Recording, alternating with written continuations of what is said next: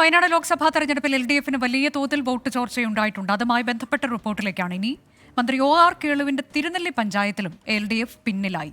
അതേസമയം വോട്ട് കുറഞ്ഞത് അന്വേഷിക്കുമെന്ന് LDF വയനാട് ജില്ലാ കൺവീനർ CK ശശീന്ദ്രൻ പറഞ്ഞു. ആകെ 578 ബൂത്തുകൾ. ഇതിൽ 561-ലും UDF സ്ഥാനാർത്ഥി പ്രിയങ്ക ഗാന്ധിക്ക് ലീഡ്. 13 ബൂത്തുകളിൽ LDF സ്ഥാനാർത്ഥി സത്യൻ മുഖേരിയും 4ഇടങ്ങളിൽ NDAയുടെ നവ്യ ഹരിദാസും ഒന്നാമതെത്തി. മന്ത്രി OR കേളുവിന്റെ മണ്ഡലമായ മാനന്തവാടിയിലും പ്രിയങ്ക ഗാന്ധി മുന്നേറി.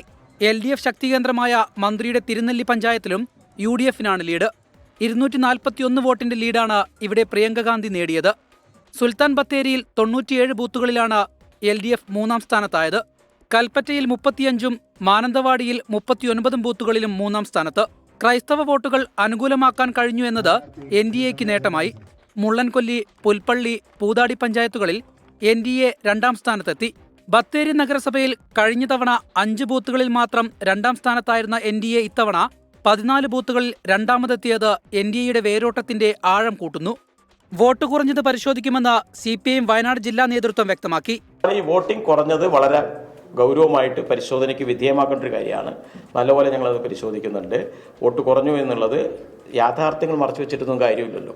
ആ യാഥാർത്ഥ്യങ്ങൾ മനസ്സിലാക്കി പ്രവർത്തിക്കുക എന്നുള്ളതാണ് രാഷ്ട്രീയ പാർട്ടികളുടെ ചുമതല. ആ ഉത്തരവാദിത്വം നിർവഹിച്ചുകൊണ്ട് ആ ചുമതല ഏറ്റെടുത്തുകൊണ്ട് വോട്ട് ചോർച്ച CPI-യും പരിശോധിക്കും. 24 വയനാട്.